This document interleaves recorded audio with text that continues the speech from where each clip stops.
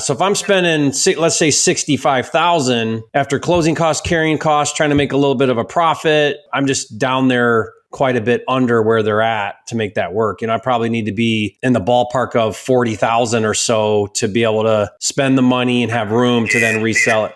On today's video, you're going to look over my shoulder and watch me break down a live call and offer I made to an agent on a distressed property. Now, to make this the most impactful for you, I'll pause during the call and explain what I'm doing and why, so you can get better at talking to and making offers to agents. Coming up.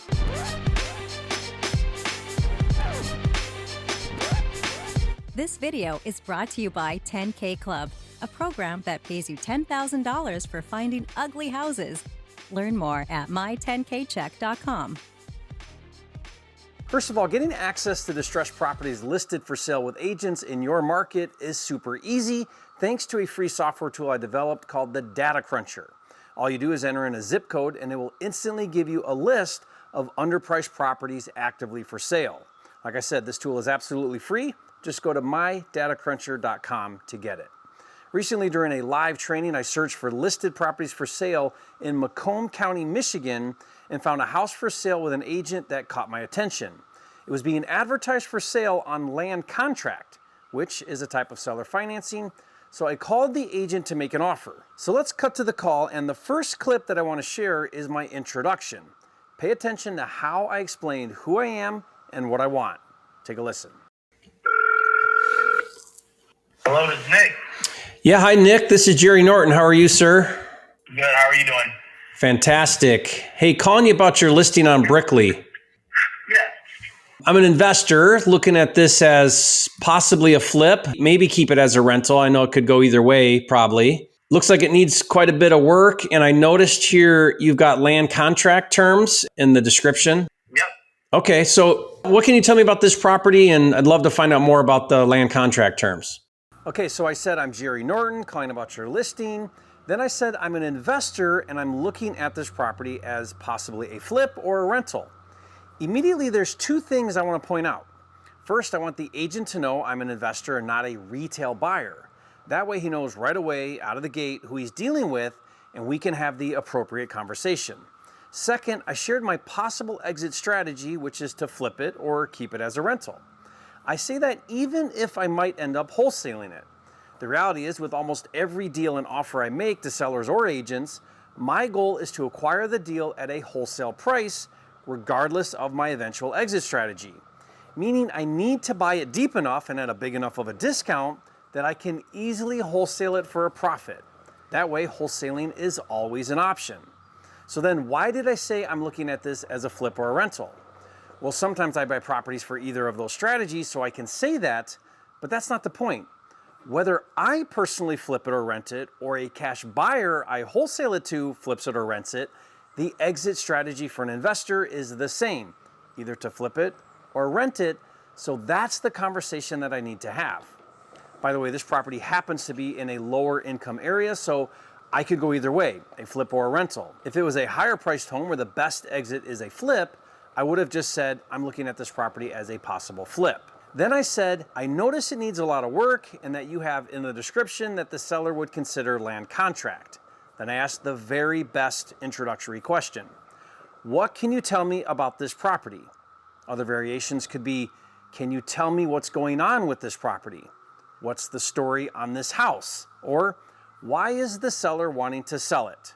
Any variation of this question is designed to get the agent to share with you any helpful insights, but more importantly, it gets the agent to open up, and the more he talks and shares, and the more you listen and validate, the faster and the better you create connection. I call this BRT, building a relationship of trust. BRT is perhaps the most important part of winning deals with agents and sellers. You'll see why this is so important later. Now, this introduction was literally 30 seconds. So let's cut to the next clip and see how he responds. Yeah, so the property, we're selling it as is. Seller actually never occupied it. And then the land contract is $25,000 down, 11% interest rate, and it is amortized over the next 30 years, not including your taxes and insurance. Now, again, depending on like your down payment and the interest, there's sometimes a prepayment penalty and sometimes there isn't. In this case, it just all depends. The balloon's negotiable. The balloon minimum is negotiable, correct. And how strict is the seller on those terms? Yeah, he does quite a few of them, so it's usually that's kind of his ballpark. We're listed at $99,900, and land contract tends to be higher, so we're at $109,900 on that one, $10,000 higher. So notice all he told me about the property was it's vacant and the seller has never lived in the home. So that's really all I need to know, because that tells me it's another investor who's selling this property. Then later, as the agent was explaining the land contract terms, it became apparent that this is a regular thing for this investor, meaning he probably acquires properties and then resells them on seller financing as a strategy or a business model. In fact, when I asked how strict he was with his terms, the agent said he does a lot of these. That means I'm not dealing with a distressed, motivated seller, and it's unlikely I'm going to get a super deal or a big discount. So let's review his land contract terms. The price is $100,000 cash or $110,000 for the land contract. He would want $25,000 as the down payment, 11% interest amortized over 30 years, and there's no prepayment penalty if I pay it off early. Now for creative financing, those are definitely not the best terms. So at this point, the question I had was if the seller was targeting retail buyers or investors. Take a listen. Is his ideal customer a homeowner that's looking to get in like that, or other investors? It all depends. I mean, it's going to need some work, and that's why we priced the property where we priced it at. So I guess it really all depends. I mean, I've gotten a couple offers already, some financing from some home buyers, and I also have some offers from investors. So it's done a little bit of both, I would say. So when I asked who the target buyer was, he said he has gotten offers from both retail buyers and investors, which tells me people are offering lower on price and or better terms. So next, I'm going to attempt to push a lower price and better terms. Take a listen. By the way, I'm unrepresented, so I'd let you write the offer for me. Are you able to do that? Absolutely. Okay. I don't typically put that much down or want to pay that type of interest rate. So, because it feels a little bit like seller financing to a retail buyer who wants to own but can't qualify for a mortgage thing. So Sure. I could also come in cash. The challenge is I would need to be, significantly lower than ask price based on what it needs. We'd like to be, somewhere close. Okay. Yeah, yep. And that's kind of why we priced it where we priced it. It's going to be, I've already received 2 offers that are cash offers. It's going to have to be closer to where we're at, unfortunately. If it's cash. My boxes are a little different. If it's cash, yep. We got 2 that's cash, no inspection. Again, we kind of priced it right around that area. So notice first I pitched the double dip technique, which is to let him dual represent the deal and get double the commission, which he said he absolutely could do that. Now I did that before pushing a better deal, hoping that might entice him to work with me. So I said to him, with all the work that's needed, I would need to get a better deal for either cash or creative, and he basically said those are his terms and I would need to be pretty close to what he wanted. So at this point, there's probably not much benefit in continuing this conversation because the seller is holding out for his price and terms. But for the sake of teaching, I'm going to attempt to use logic to help him see my perspective. Take a listen. Well, let me ask you this. I'm assuming it needs a pretty heavy rehab. Am I off on that? What do you think I should be looking at on the... It all depends on, if you're going for your full ARV or if you're going to go for, the rental and the money in there and get it rented out. I guess it all really depends on your game plan behind it. For sure. So let me ask you this. For a flip, where do you think it would sell if I fixed it all up perfectly for the market? And what do you think it would... would I need to do a roof, window, siding?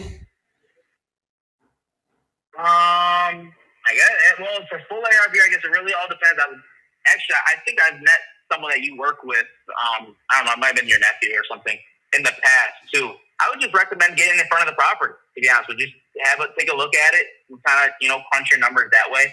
I don't really like to disclose what my ARV would be just because I don't want to be held responsible for. Well, okay. I mean, I doesn't get that much. Yeah, I think I can get 160 if it's fixed up right. Okay. Does that seem unrealistic or in the ballpark? I would say, around the ballpark, just depending on how much you can get your rehab done and everything too to, maximize your profit. Yeah. I mean, to get that though, I think I'm going to have to spend 60, 70,000 because I bet I got to do windows. I bet I got to do a roof. I bet, it's got to be perfect to get that. Yep. So yeah. So if I'm spending, let's say 65,000 after closing costs, carrying costs, trying to make a little bit of a profit, I'm just down there quite a bit under where they're at to make that work. I probably need to be in the ballpark of 40,000 or so to be able to spend the money and have room to then resell it. Oh, I completely understand where you're coming from. Okay. 100%. Yeah, unfortunately on this property, this one here, it's just going to be tough for me to even go ahead and present that Sure. to the seller. Yeah, that makes sense. Just because I have a couple other ones. Okay, so my goal was to discuss cost of repairs and the after repair value, or ARV, so he would see that 100,000 cash or 110,000 land contract was way too high given how much it would cost to fix it up and what it would realistically sell for. I mean, if it needs 60 to 65,000 in work and it sells for 160,000 fixed up, I can't pay anywhere near 100,000 for the buy price. Now, I think he knows that, which is why when I pushed on the cost of repairs and the ARV, he avoided giving me any kind of definitive answer. He said things like, well, it depends on what you do and your game plan, which is a complete cop-out. He knows, or at least has a good idea. And notice I didn't let him off. I kept pressing him on repairs and ARV, and then finally I made my low anchor of 40,000. Now I did that to demonstrate how to make a low anchor offer, knowing that this seller was stuck up around 100,000. But honestly, 40,000 is the actual number for this to be a good deal. Did you notice my confidence? I had no problem saying to him, I need to be around 40,000 for this to work. You have to learn how to be comfortable and confident making offers to agents and sellers. But did you notice he wasn't offended? He even said, yeah, I get it, but that won't work on this one. The reason he wasn't offended is, one, he knows I'm right, and two, I established myself as an authority, which created trust. So next is the most important part of the conversation, and that is future business and how we can work together. Take a listen. It might not be this property, but I come across, off markets all the time. We do, all kinds of things over here. So in the Central Detroit area. So yeah, that was my next question or conversation I wanted to have with you was, we're aggressively buying all over Macomb County, Oakland County, really looking for deals and would love to work with you. Ideally, you sit down with a seller. If you could bring me something not yet listed, I can handle the full compensation to you. Yeah. I mean, I could pay you whatever you want. We could talk about that. I mean, I pay some of my listing agents 10% for off market, as long as it pencils and the seller takes it. I got a few off market right now. I got one in Pontiac. Okay. I like Pontiac. What street in Pontiac? I know Pontiac really well. Yeah, give me 1 sec. I'll tell you right now. If you got the address, I'll work on it right this minute and get back to you. I just texted it to you. You Okay. can click on the link in there. It sounds good to me. Well, it's a pleasure talking to you. Okay. Thank you, Nick. Thank you, sir. Talk to you Okay. later. Yep. Bye. Now that's why we call agents right there. That's the holy grail of why we do this. I want agents to bring me off-market deals, and he just so happened to have one. My goal is to get him to continue to bring me off-market deals and ongoing, and to work with me directly. Now, he clearly likes working with investors. He's the ideal agent that I'm looking for. Now, if you found this call breakdown helpful, leave a comment and say, Jerry, you are a flipping genius. And to help you get better, be sure to download my agent offer scripts and my unique 555 method to do 5 deals a month working with agents. Just go to agentofferscripts.com for that free download. Now finally, I want you to watch this next video where I interview my student, Hugh Boy, who does $1 million a year in wholesale revenue, doing exactly what I taught on this video. So watch that now, and I'll see you on the next video.